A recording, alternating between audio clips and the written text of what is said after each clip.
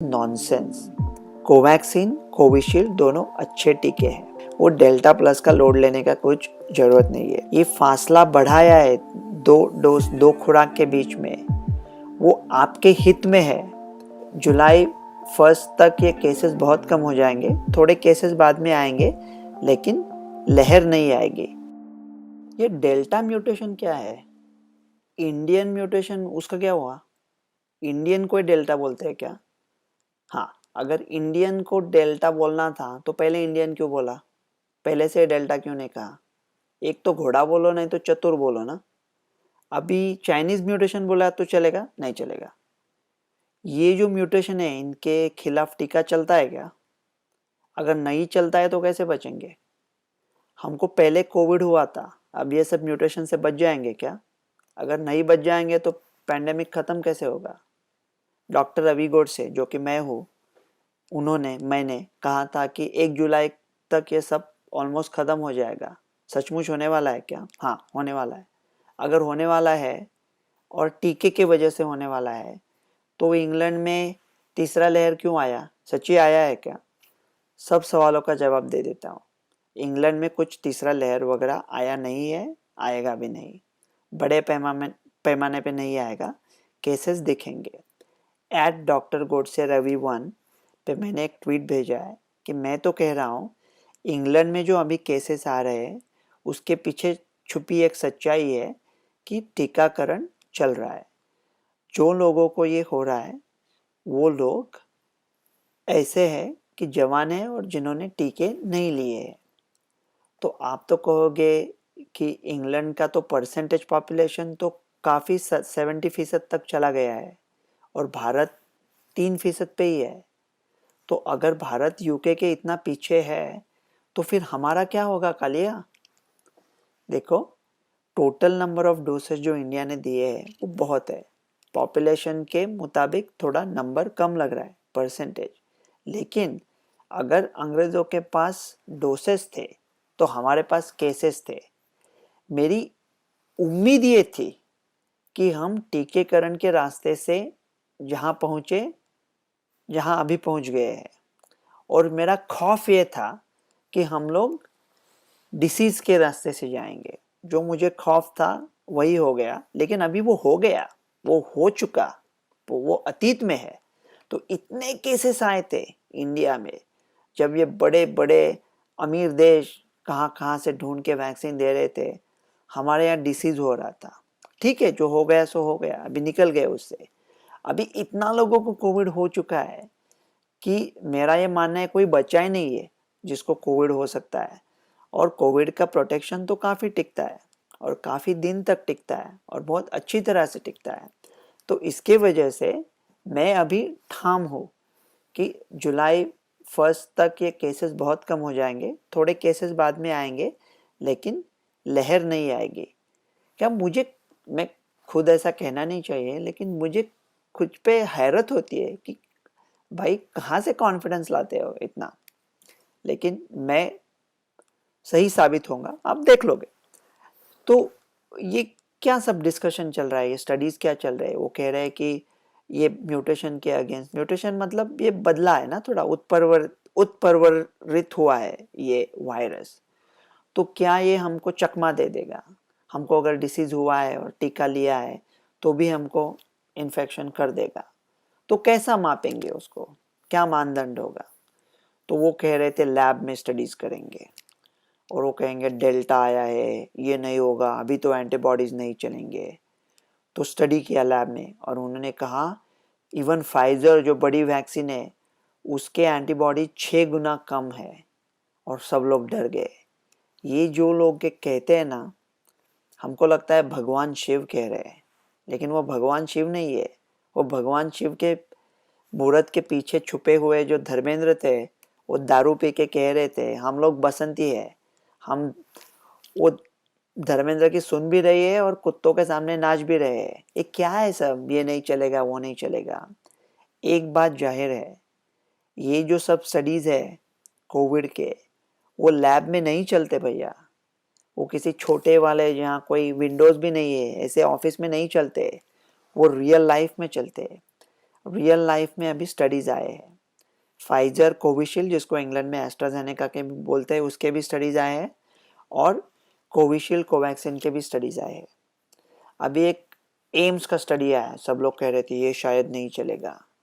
63 patients का study किया है, उनमें से सिर्फ 36 लोगों ने दोनों डोज लिए थे। अभी दोनों डोज के बारे में क्विकली बात कर देता हूँ। ये गवर्नमेंट की कोई गलती नहीं है। मेरे जैसे लोग जनवरी से गवर्नमेंट को कह रहे थे कि आप फासला बढ़ा दो। ये फासला बढ़ाया है 2 डोज 2 खुराक के बीच में, वो आपके हित में है। फासला बढ़ गया तो उसका प्रभाव बढ़ता है। उन्होंने फासला इसलिए नहीं बढ़ाया है कि उनके पास डोज कम है, मतलब उनके पास डोज कम है, उनका फायदा हो रहा है, ज़्यादा लोगों को मिल रहा है, लेकिन जो अहम चीज़ है कि एफिकेसी, प्रभाव बढ़ रहा है, तो अच्छी बात है। 84 डेज 84 दिन is a very good distance. 84 दिन के बाद ज़्यादा मत रुको, लेकिन दूसरा डोज ले लो। तो इस 63 पेशेंट, अभी 63 पेशेंट में क्या स्टडी करेंगे। मैं जब बम्बई ट्रेन से जाता था तब सब लोग ट्रेन में चढ़ने के बावजूद जो लोग प्लेटफॉर्म पे बच जाते थे वो 63,000 होते थे, और ये 63 पेशेंट का स्टडीज कर रहे हैं 135 करोड़ लोगों के लिए। फिर एक कोवैक्सीन का स्टडी आया है, कितना लोग हैं उनमें पता है? 20। अरे ये क्या बचपना है, या कोई मजाक है या कोई खिलवाड़ चल रहा है? ज़्यादातर लोग मुझे पसंद करते हैं, मैं ये कह रहा हूँ। एक कोई स्टडी किया कि डॉक्टर रवि अच्छा लगता है क्या, और मानो 12 लोग हैं वो कहे अच्छा है भाई रवि बहुत अच्छा है, और 8 लोग कह रहे हैं ठीक है। तो 12 और 8, अगर वो 8 लोगों में से 2 लोगों को मैं एक चाय और एक डबल रोटी देके मेरे तरफ खींच लेता हूँ, तो सडनली मैं दावा कर सकता हूँ 50% लोग रवि को चाहते हैं, मतलब 14 और 7। सो 20 पेशेंट, ये क्या स्टडी है? लेकिन छोड़ दो, कोवैक्सीन कोविशील्ड दोनों अच्छे टीके हैं। उनका जो एफिकेसी है मामूली कोविड टालने का वो थोड़ा कम है, मालूम है, लेकिन उनका जो सीरियस डिसीज जो प्रिवेंट करते हैं वो बहुत अच्छा है। और ये जो वैक्सीन, ये जो टीके बने हैं, वो एक आपको निजी स्वरूप में आपका गंभीरता से कोविड ना हो इसके लिए बने हैं। ये इसलिए नहीं बने हैं कि आपको मामूली कोविड ना हो। लेकिन यूके ने बड़े स्टडीज किए। एक तो स्टडीज था उसमें 14,019 लोग थे, और उनको ये डेल्टा मतलब इंडियन म्यूटेशन हुआ था। तो अभी ये जो चाइनीज वायरस नहीं बोल सकते उसको, नहीं नहीं नहीं, बहुत तौबा तौबा, चाइनीज नहीं कह सकते, इंडियन कह सकते हैं, यूके कह सकते हैं, ब्राजील कह सकते हैं। अभी उसका नाम डाल दिया है डेल्टा। तो उसके 14,019 डेल्टा के इन्फेक्शन हुए थे, उनमें से 166 लोग अस्पताल में पहुंच गए, लेकिन जो लोग वैक्सीनेटेड थे वो बच गए। स्कॉटलैंड से भी बड़ा स्टडी आया है, उन्होंने कहा है कि फाइजर मामूली तरह का इन्फेक्शन डेल्टा से 79% रोकता है, सीरियस डिसीज 92% रोकता है। कोविशील्ड, जिसको इंग्लैंड में एस्ट्राजेनेका बोलता है, वो थोड़ा कम रोकता है, मामूली 60 रोकता है, और हॉस्पिटलाइजेशन फिर भी अच्छा रोकता है, 72 रोकता है। मेरे ख्याल से इससे ज़्यादा होगा। लेकिन ध्यान में रखने वाली बात यह है कि अगर 96% भी ये आपको प्रोटेक्ट करता है 2 डोज लेने के बाद, फिर भी आपको 4% संभावना है कि आपको सीरियस डिसीज हो और आप अस्पताल पहुंच जाएंगे। मरेंगे नहीं, वेंटिलेटर पे नहीं जाएंगे, लेकिन शायद अस्पताल पहुंच जाएंगे। हमारा प्रॉब्लम ये है कि अगर वो जो 4 लोग हैं, हंसा गोपी जो भी कोई है, मामा और चाचा, वो 4 लोग पहुंच गए, तो हम वो 4 लोगों को व्हाट्सएप पे डाल के वही स्टोरीज बार बार, वो जो 96 जो बचे हैं उनके बारे में कोई कुछ नहीं कहेगा, लेकिन वो 4 लोगों को हम बार बार या तक इतना देर वो उनको कंधे पे लेके, इतना कंधे का बोझ बढ़ जाएगा कि कंधे पे और बोझ आ जाएगा, इतना उसको हम बार बार दोहरा देंगे। सो कोई भी विश्व की ऐसी वैक्सीन नहीं है जो 100% प्रभावी है।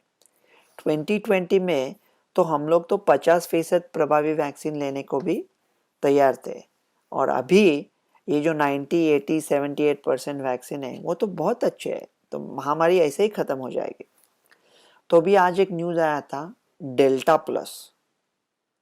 अब ये डेल्टा प्लस क्या है?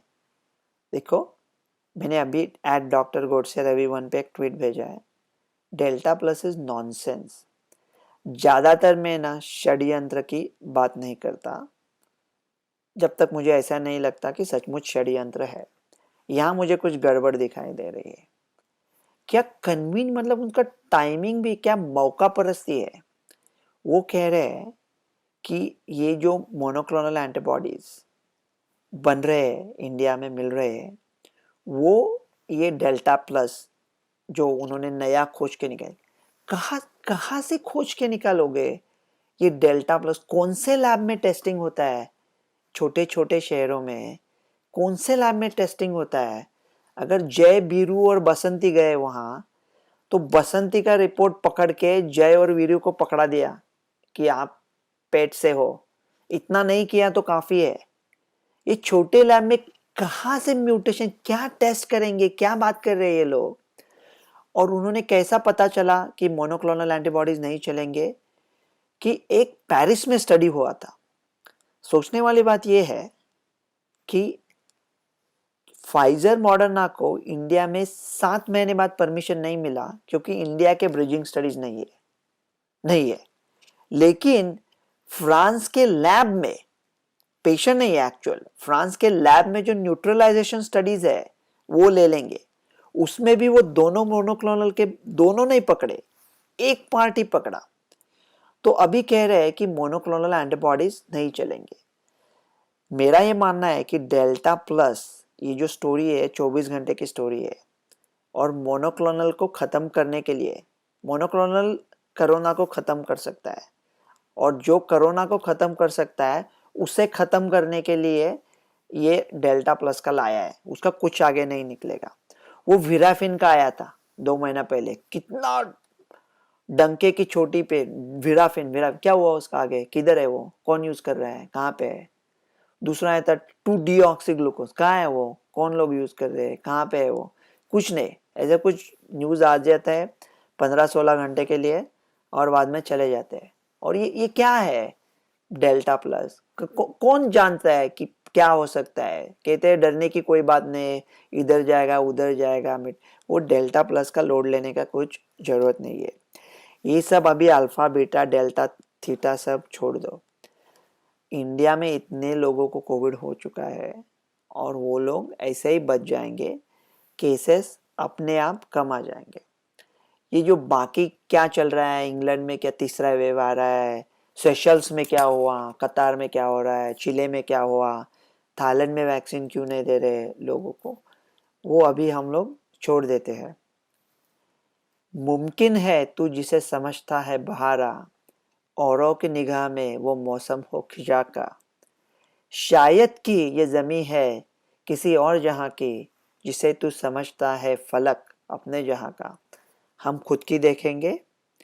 @drgodse_ravi1 पे मैं ट्वीट पे ट्वीट भेजता रह रहा हूँ, ट्वीट पे ट्वीट भेज रहा हूँ। मेरा ये मानना है और मैं सही निकलूँगा। जुलाई 1 तक केसेस बहुत कम आ जाएंगे। उसके बाद थोड़े बहुत केसेस दिखेंगे, लेकिन लहर के स्वरूप में नहीं आएंगे। ये महामारी अब खत्म हो रही है। 2 अक्टूबर तक भारत माता के मास्क निकाल के रखेंगे। डॉक्टर रवि गोडसे, जय हिंद।